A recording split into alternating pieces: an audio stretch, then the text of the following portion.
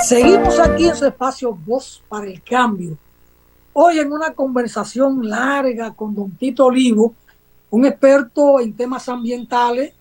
Se recuerda que Tito Olivo fue un activo con el tema de Punta Catalina, la sobrevaluación, el impacto ambiental que se iba a producir desde allí, la contaminación y todo eso.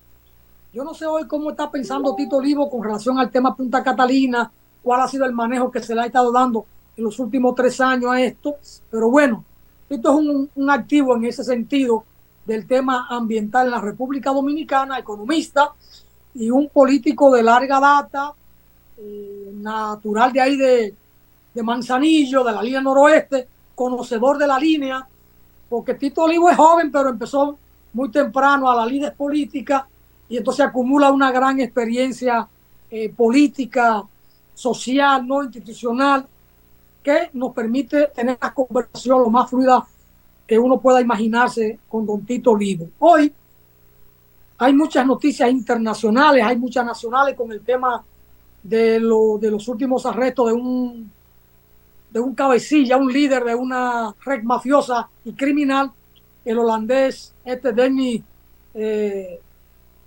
se atrapó en estos días, ¿no? Hace apenas 2 o 3 días, y que estábamos comentando sobre él hace apenas unos minutitos. Pero bien, son de las cosas que tenemos en este mundo de Dios. Así que Denny Goede es el sujeto que se atrapó en estos días. Arma de fuego y mercado de la droga tienen un fuerte vínculo, y la Interpol y los organismos que tienen que ver con la persecución de estos delitos en América Latina han atrapado en la región, en lo que va de los últimos meses, 14.260 arrestos. Una suma de arrestos considerable, porque el narcotráfico, el tráfico de armas, la droga y todo esto es un negocio que mueve mucho dinero. Y donde hay dinero, siempre hay personas que se alistan para participar de eso, no importa el riesgo, no importa el riesgo. So, hay muchos temas internacionales que quizás Tito nos pueda ayudar a ver algunos. Lula da Silva recalca la condena a la invasión a Ucrania. Sin embargo, es una reacción después que dijo que Estados Unidos debe dejar de estar atizando la guerra y dejar, ¿verdad?, de estar metiéndose en lo que no debe meterse. Lula insistió urgentemente en la creación de un grupo de países que contribuyan a que Rusia y Ucrania se sienten a la mesa de conversación. Ahora, Lula dice que Estados Unidos debe dejar de meterse en esos problemas de los otros países. Evo Morales dice que lamentablemente el presidente de Bolivia no defiende ni aplique adecuadamente los logros de la nacionalización en Bolivia. Es una crítica, la dice en un tono suave, pero, ¿verdad?, siendo de su partido, tiene, ¿verdad?, que decirlo públicamente, es porque hay una situación de tensión de alguna manera. Petro defiende a Venezuela por las sanciones, está convocando una cumbre interesante. Es un tema que no quiero verlo con Tito. Santiago de Chile. En Chile hay un debate para un nuevo retiro de pensiones, sumamente interesante, porque aquí hay un diputado reformista, apellido Botello o Botelo, que ha estado planteando el tema. Miguel Díaz-Canel va a un último mandato en Cuba. En Cuba hoy se permite solo 2 mandatos y no más. Y Miguel Díaz-Canel va para el segundo mandato. Y hay un tema caliente que no sé si Tito lo podrá abordar. OTAN. La OTAN pide a China debe limitar su arsenal nuclear. Señores de la OTAN, también pida eso a Estados Unidos. No debe haber armas nucleares en manos de nadie. No. La cuestión nuclear debe ser única y exclusivamente para energía. Energía de uso positivo. No deben haber armas nucleares para amenazarse los unos con los otros. Este universo o este planeta Tierra lo habitamos todos. Don Tito Olivo, le dejo el escenario abierto a lo que usted crea que pueda conversar. Ayúdenos a orientarnos de cómo anda el mundo. Bueno, mira, han habido grandes cambios en América Latina, es indudable. Después de aquel fin de la historia de Fukuyama, donde se decía que Estados Unidos había nacido un mundo unipolar y que ya se había llegado al fin de la historia y que Estados Unidos iba a ser el amo y señor del mundo. ¿Qué ha pasado? Bueno, hubo triunfo primera vez en Venezuela con Hugo Chávez, después vino Evo Morales, vino Lula, vino Lugo, vinieron diferentes proyectos políticos de izquierda hasta Estados Unidos comenzar a dar paso para sacar ese gobierno del poder. Y hasta de derecha, allá de derecha, Zelaya es un hacendado.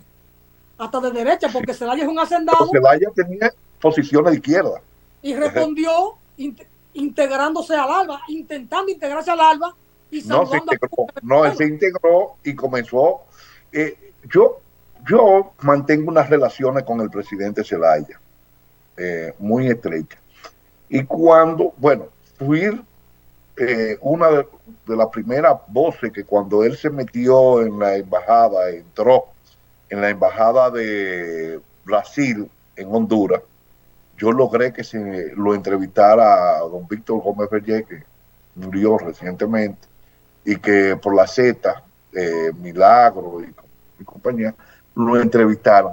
Yo conseguí con Gloria Oquelí el teléfono a través de una amiga, Silvia Ayala, que me puso en contacto, que ella tenía, y comenzamos a entrevistarlo. Cuando él llegó a República Dominicana, me tocó ir a su casa, a donde estaba residiendo. Y fui con el dueño de la Z y con don Víctor Gómez Vergé a la casa de él donde estaba. Y ellos le preguntaron que por qué lo habían derrocado. Y él dijo, bueno, ahí están las grandes petroleras metidas. Yo veo en una reunión internacional que hay, veo a Chávez y le digo que yo quiero pertenecer al ALBA. Y él me dijo, eso te puede traer problemas. Yo le dije, no, pero yo lo voy a asumir. Y él ingresa al ALBA y comienza a dar pasos. Había un impuesto que se le puso a la gasolina y ese impuesto iba para el Estado y el Estado eliminó el impuesto, pero las empresas que distribuían la gasolina lo cobraban en Honduras. Y él decidió que ese impuesto, para que los combustibles llegaran más baratos, que el Estado iba a comprar a través del ALBA, con financiamiento, el petróleo de Venezuela, y que lo iba a llevar a Honduras, y que en Honduras se iba a eliminar el impuesto, y que iban a hacer una serie, y que otras partes se iban a tomar, otros, para el desarrollo de la educación, la salud, cooperativas en Honduras, para mejorar la calidad de vida de la población. Pues en ningún momento, ya el impuesto a la gasolina se había quedado, pero él se había quitado, pero las gasolineras lo cobraban. Entonces él decidió que ese impuesto se le quitara. Y ellos fueron y le ofrecieron dinero a Zelaya. Le dijeron, mire, aquí tenemos tanto para usted. Yo le dije, yo no vine a hablar con ustedes de tema de dinero. Yo vine a decirle a ustedes que ese dinero no va a ser cobrado a la población, que hay que bajar los combustibles para que la gente pueda vivir. Yo no quiero dinero, yo no necesito dinero, yo tengo dinero, yo no quiero eso. Y ellos se retiraron y comenzaron a enfrentar a Zelaya. Ya cuando se pone la cuarta urna, creo, la cuarta o quinta urna, que era para evaluar, para ver si podía haber reelección en un futuro, no de Zelaya, le dan el golpe de Estado, porque los niveles de popularidad de él habían llegado al tope, y se le da el golpe de Estado.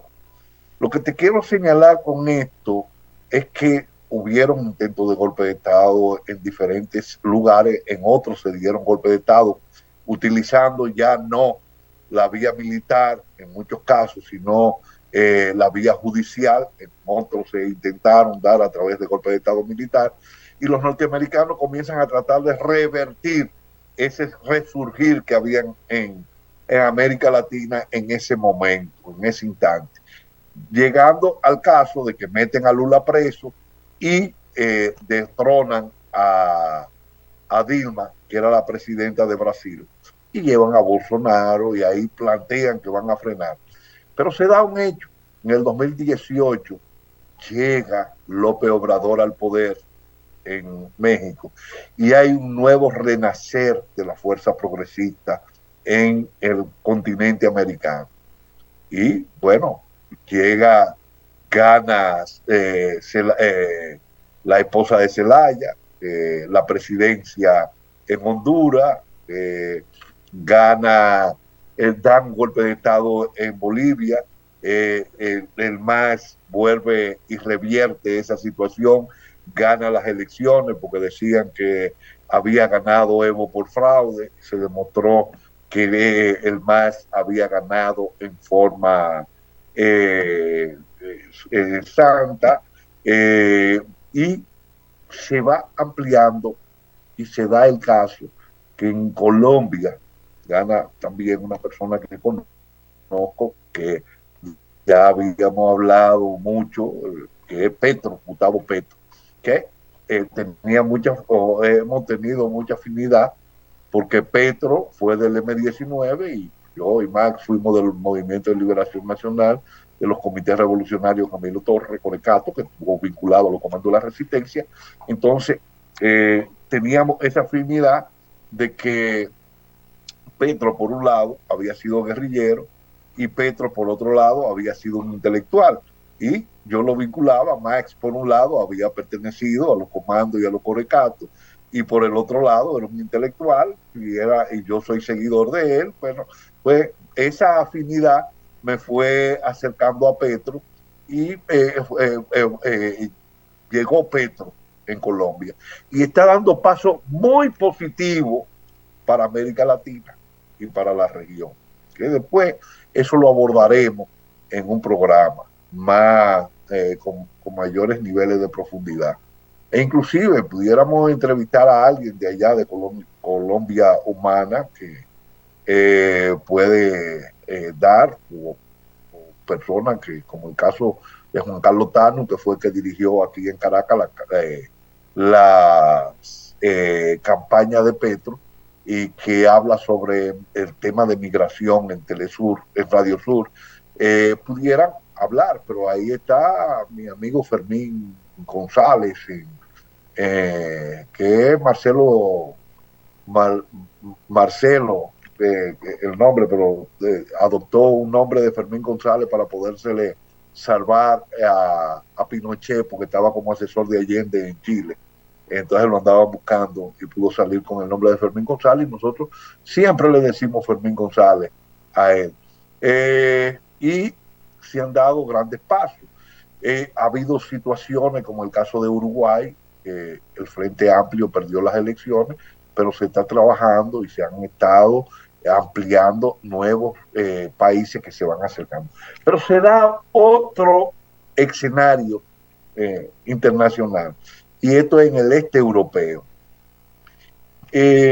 La capital de Rusia no fue Moscú inicialmente, era Kiev. Cuando Olaf crea el Estado ruso, y se conocía como el Rus de Kiev. El Rus de Kiev, y todo eso pertenecía a Rusia. Con la caída, no nos vamos a entender cómo llega hasta ahí, pero con la caída del bloque socialista, Ucrania, que se había formado como la periferia, y se le entregaron los estados que pertenecen a Polonia, Alemania, pero también parte que era de Rusia, como es el Donbass y como es Crimea, que Catalina la Grande la había anexado, y que Nikita Khrushchev en el año 1951 se lo entregó a Ucrania. ¿Por qué nació en Ucrania? Él nació en Ucrania sin disparar un tiro.